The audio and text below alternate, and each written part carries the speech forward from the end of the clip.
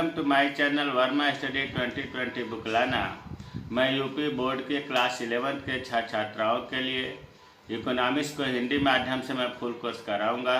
यदि आप full course करना चाहते हैं तो मेरे चैनल को सब्सक्राइब कीजिए और बेल आइकन को प्रेस करना न भूलें, ताकि जो भी वीडियो मैं अपलोड करूं उसका नोटिफिकेशन आपको सबसे पहले मिल सके।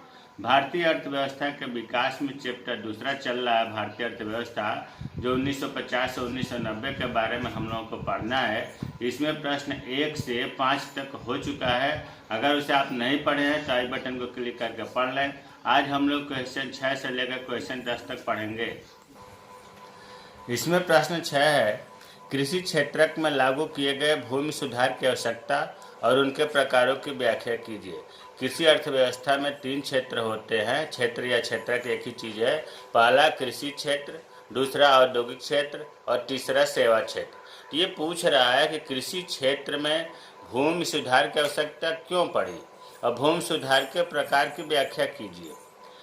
तो स्वतंत्रता प्राप्ति के समय जो देश में जमींदारी या जागीरदार व्यवस्था थी, इससे पहले बताया गया है कि जमींदारी व्यवस्था में क्या होता था कि ये खेतों में कोई सुधार नहीं करते थे और लगान वसूलते थे, लगान ज़्यादा वसूलते थे, जिससे लोग आधे से अधिक उत्पादन को लगान के रूप में देना पड़ता था। कृषि क्षेत्र में निम्न उत्पादकता भी होती थी उस समय, क्योंकि ध्यान नहीं दिया जा रहा था। भारत को तो उस समय यूएसए से अनाज का आयात भी करना पड़ा। कृषि में समानता लाने के लिए भूमि सुधारों की आवश्यकता हुई। तो आपको समझ में आ गया होगा कि कृषि क्षेत्र में भूमि सुधार की आवश्यकता क्यों हुई। मुख्य कारण ये था जमींदारी व्यवस्था को समाप्त करना, उत्पादन बढ़ाना, नई तकनीकी का प्रयोग करना। अब है कि भूमि सुधार के प्रकार, या ऐसे कहें देश में कृषि क्षेत्र में मध्यस्थों बिचौलियों का उन्मूलन किया गया। यह पहला है जमींदारी प्रथा का उन्मूलन। उन्मूलन का मतलब उखाड़ फेंकना, नष्ट करना, समाप्त करना। सरकार और किसान के बीच में पहले बिचौलिया रहते थे, जिसको हम जमींदारी या मध्यस्थता प्रथा के अंतर्गत लाते हैं। तो ये ख़त्म कर दिया गया। अब सरकार और किसान के बीच सीधा संपर्क हो गया। जमींदारी प्रथा का उन्मूलन करने से किसानों का शोषण बहुत हद तक दूर हो गया। इन बिचौलियों ने किसानों पर भारी शुल्क लगाते थे। मध्यस्थता वाले जो थे टैक्स बहुत लगाते थे, और सिंचाई सुविधाएं, भंडारण सुविधाएं, विपणन सुविधाएं, इन पर कोई ध्यान नहीं देते थे। दूसरा है भूमि सुधार के प्रकार में अधिकतम भूमि सीमा अधिनियम। एक अधिनियम पारित किया गया जिसमें व्यक्ति की कृषि भूमि की अधिकतम सीमा निर्धारित कर दी गई कि इससे ज़्यादा किसी के पास कृषि खेती नहीं होगी, ज़मीन नहीं होगा। तो इससे क्या होता था कि जिनके पास बहुत ज़्यादा रहता था वो थोड़े थोड़े सब पर पहुँच गया। कृषि का पुनर्गठन किया गया। पुनर्गठन में भूमि का पुनर्वितरण किया गया, भूमि चकबंदी किया गया, सहकारी खेती किया गया। तीसरा सुधार हुआ किराएदारी सुधार। किराएदारी सुधारों का मतलब हुआ कि इसमें निम्नलिखित बातें ध्यान दिया गया। किराया विनियमन का ध्यान दिया गया, कार्यकाल सुरक्षा किया गया, किराएदारों के लिए स्वामित्व अधिकार दिया गया। प्यारे बच्चों, ये जो है कृषि क्षेत्र में लागू किए गए भूमि सुधार की आवश्यकता और भूमि सुधार के प्रकार हुआ। अगला प्रश्न है, हरित क्रांति क्या है, इसे क्यों लागू किया गया और इससे किसानों को क्या लाभ पहुंचा, संक्षेप में व्याख्या कीजिए। देखिए ये सब लॉन्ग क्वेश्चन है। इसमें देखिए 3 प्रश्न है। एक तो है कि हरित क्रांति क्या है, दूसरा प्रश्न पूछा जा रहा है इसमें कि हरित क्रांति लागू क्यों किया गया, तीसरा पूछा जा रहा है कि हरित क्रांति से किसानों को क्या लाभ पहुंचा। तो सबसे पहले आते हैं हरित क्रांति क्या है।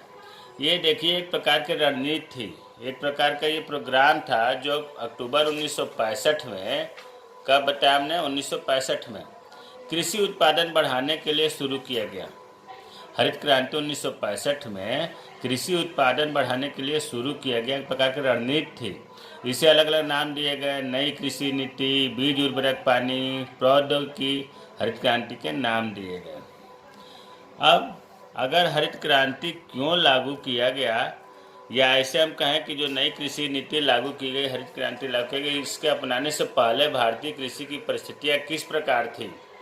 तो पहला है कृषि कम और अनियमित वृद्धि दर्शा रही थी। मतलब खेती कम होती थी और सिस्टम से नहीं होती थी।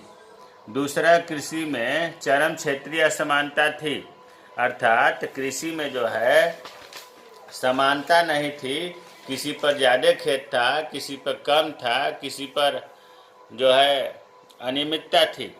तीसरा, लगातार 2 वर्ष गंभीर सूखे की स्थिति थी। प्यारे बच्चों, इस पाठ में 1950 से 1990 के बारे में पूरा पढ़ना है। तो इस 40 सालों में 2 वर्ष सूखे की स्थिति गंभीर पड़ी। इसी समय पाकिस्तान के साथ भारत का युद्ध भी चल रहा था। अमेरिका ने भारत को आयात करने से इनकार कर दिया। ऐसी स्थिति में भारत जो है हरित क्रांति के लिए प्रयास किया और हरित क्रांति से बहुत ही स्थिति सुधरी। अब आते हैं हरित क्रांति के लाभ क्या है। हरित क्रांति से लाभ आय में बढ़ोतरी हुई। जैसा कि आपको पता है कि हरित क्रांति काफ़ी वर्षों तक गेहूं और चावल तक सीमित था, इसलिए इसका लाभ उन्हीं प्रदेशों में मिला जहां पर गेहूं और चावल का उत्पादन होता है, जैसे पंजाब, हरियाणा, उत्तर प्रदेश में पश्चिमी उत्तर प्रदेश, आंध्र प्रदेश। गेहूं और चावल के उत्पादक क्षेत्रों को इसका लाभ हुआ। किसका? हरित क्रांति का, क्योंकि इन राज्यों में किसानों की आय तेजी से बढ़ी।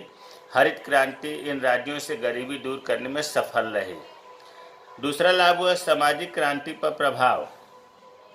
आर्थिक क्रांति के साथ साथ, मतलब आय में वृद्धि के साथ साथ सामाजिक क्रांति भी आ गई। पहले लोग डर के मारे उर्वरक का प्रयोग नहीं करते थे ताकि खेत खराब हो जाएगा, लेकिन धीरे धीरे ये जो पुराने सामाजिक मान्यताएं थी, रीति रिवाज थे, सब नष्ट हुआ और लोग नई नई टेक्नोलॉजी को, बीज को, उर्वरकों को स्वीकार करने लगे और खेती की पारंपरिक विधियां, जो पुरानी परंपरागत विधि थी, उसे समाप्त करके आधुनिक विधियों को अपनाया। तो हरित क्रांति से अब तक 2 लाभ बताया गया। आय में बढ़ोतरी हुई, सामाजिक क्रांति पर प्रभाव हुआ। तीसरा, रोजगार में वृद्धि हुआ। उद्योग तो नहीं स्थापित हुए, लेकिन जब खेती अच्छी होने लगी, एक ही टुकड़े पर एक से अधिक फसल उगाने लगा गया, सघन खेती होने लगा, तो मौसमी बेरोजगारी की समस्या काफ़ी हद तक समाप्त हो गई। तो अब आपको पता चल गया होगा कि हरित क्रांति किसे कहते हैं। अभी बताया कि हरित क्रांति एक प्रकार की रणनीति थी जो 1965 में अधिकतम उत्पादन करने के लिए बनाई गई थी। हरित क्रांति क्यों लागू किया गया, बता दिया गया। मुख्य 2-4 पॉइंट है कि अमेरिका ने आयात बंद कर दिया, पाकिस्तान के साथ युद्ध हो रहा था, अकाल पड़ गया। इस प्रकार से हरित क्रांति बहुत ज़रूरत महसूस की गई। लाभ में आय में बढ़ोतरी, सामाजिक क्रांति पर प्रभाव, रोजगार में वृद्धि हुआ। अगला प्रश्न है, योजना उद्देश्य के रूप में समानता के साथ समृद्धि। अभी इससे पहले योजना के 4 लक्ष्य बताए गए थे। समृद्धि, दूसरा बताया गया था आत्मनिर्भरता, आधुनिकीकरण, चौथा समानता। लेकिन ये एक साथ पूछ रहा है, समानता के साथ समृद्धि की व्याख्या कीजिए। समृद्धि आपको बताया गया है कि समृद्धि का मतलब होता है कि किसी देश की जीडीपी में वृद्धि होना, सकल घरेलू उत्पाद में वृद्धि होना ही समृद्धि उस देश की कहलाती है। और समानता का मतलब आय में समानता, ऊंच नीच न हो। ये दोनों आपस में संघर्षशील उद्देश्य है, अर्थात एक को पाने के लिए अगर समृद्धि पाना है तो समानता को त्याग करना पड़ेगा, समानता को पाना है तो समृद्धि को त्याग करना पड़ेगा। कुछ अर्थशास्त्रियों ने तो यहाँ तक कहा है कि आय की समानता समृद्धि में बाधक है। भाई, कोई खूब मेहनत करके अपने जीडीपी को बढ़ावे, अपने आय को बढ़ावे और उसके आय को दूसरों में बांट दिया जाए तो क्या होगा? वो समृद्धि में बाधक होगा। इसमें काम करने की प्रेरणा में भी कमी आएगी। इसके अतिरिक्त अगर आय की समानता से देश का उपभोग स्तर बढ़ जाता है, मान लीजिए कि सब में आय को बराबर बराबर बांट दिया जाए तो सब पर पैसे हो जाएंगे, तो उपभोग स्तर बढ़ जाएगा और उपभोग स्तर बढ़ेगा तो बचत स्तर कम होगा। कुल मिलाकर हम ये कह सकते हैं कि उपभोग अधिक होगा तो बचत कम होगी और बचत कम होगी तो निवेश के लिए धन की कमी होगी, जिससे अर्थव्यवस्था की समृद्धि दर में कमी आएगी। अर्थात समृद्धि और समानता दोनों आपस में संघर्षशील उद्देश्य हैं। प्रश्न 9वां है, क्या रोजगार सृजन की दृष्टि से योजना उद्देश्य के रूप में आधुनिकीकरण विरोधाभास पैदा करता है? देखिए, क्वेश्चनों को, भाव को समझिए और इनको अपनी भाषा में लिखने का अभ्यास करिए। रटने से काम नहीं चलेगा। अब देखिए, इसमें कह रहा है क्या रोजगार सृजन, मतलब नया रोजगार की स्थापना करना, योजना उद्देश्य के रूप में आधुनिकीकरण। आधुनिकीकरण में आपको बताया गया है कि नई तकनीकी, नई प्रौद्योगिकी को अपनाना। जब हम नई प्रौद्योगिकी, नई टेक्नोलॉजी को अपनाएंगे तो रोजगार के अवसर कम होंगे। यही कह रहा है कि रोजगार सृजन और आधुनिकीकरण में क्या विरोधाभास है, व्याख्या कीजिए। तो इसका उत्तर होगा, आधुनिकीकरण और रोजगार में, पहले तो आधुनिकीकरण का अर्थ हमने बताया था कि उत्पादन की नवीनतम तकनीकों का प्रयोग करना। जब नई तकनीकें अधिकतर पूंजी गहन होती हैं, पूंजी का मतलब बड़ी बड़ी मशीनों वाली होती हैं नई टेक्नोलॉजी, और जब बड़ी मशीनों से कोई काम किया जाएगा तो कम रोजगार उत्पन्न करेंगी। इसलिए यदि आधुनिकीकरण पर एक योजना के रूप में बल दिया जाता है तो रोजगार की उत्पत्ति कम होगी, स्वाभाविक है। लेकिन यह केवल अल्पकाल में ही होगा। जैसे जैसे आधुनिकीकरण होगा, पूंजीगत वस्तु उद्योगों का, मतलब भारी भारी मशीनों का उत्पादन होने लगेगा, तो फिर वहाँ पर रोजगार के अवसर सृजित होंगे। और जिस तरह नौकरियों का सृजन होगा उसके अनुसार श्रम कौशल होना भी जरूरी है। तो इसका मतलब ये हुआ कि ऐसा नहीं है कि अगर मशीनों का हम उपयोग करें, नवीनतम तकनीकों का उपयोग करें तो बेरोजगारी बढ़ेगी। बेरोजगारी बढ़ेगी कुछ समय के लिए, लेकिन जैसे ही मशीनों का उपयोग होगा, उत्पादन ज़्यादा होने लगेगा, तो फिर रोजगार के भी अवसर सृजित होंगे। तो आधुनिकीकरण और रोजगार ये जो है आपस में एक दूसरे के पूरक हैं। ऐसा नहीं है कि आधुनिकीकरण से रोजगार सृजन बिल्कुल नहीं होगा। अल्पकाल तक तो ब्रेक महसूस होगा, लेकिन बाद में जैसे ही पूंजीगत वस्तु उद्योगों का विकास होगा, भिन्न भिन्न प्रकार के रोजगार अवसर सृजित होने लगेंगे। 10वां प्रश्न है, भारत जैसे विकासशील देश के रूप में आत्मनिर्भरता का पालन करना क्यों आवश्यक था? जब हमारा देश विकासशील देश है, फिर आत्मनिर्भरता का पालन करना क्यों जरूरी था? आपको पता है कि स्वतंत्रता के पूर्व संध्या पर पहले भारत बहुत गरीब था, गतिहीन था और पिछड़ा हुआ था। खाद्यान्नों का भारी आयात किया जा रहा था अमेरिका से, इसलिए आत्मनिर्भर होना बहुत ज़रूरी था।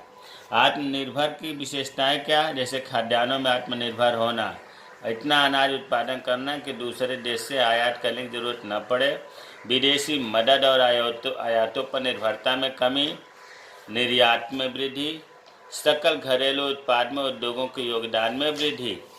तो आत्मनिर्भरता का मतलब हुआ कि जीडीपी में, उद्योगों में वृद्धि करना है, निर्यात में वृद्धि करना है, विदेशी मदद और आयात कम से कम लेना है, खाद्यान्नों में आत्मनिर्भर होना है।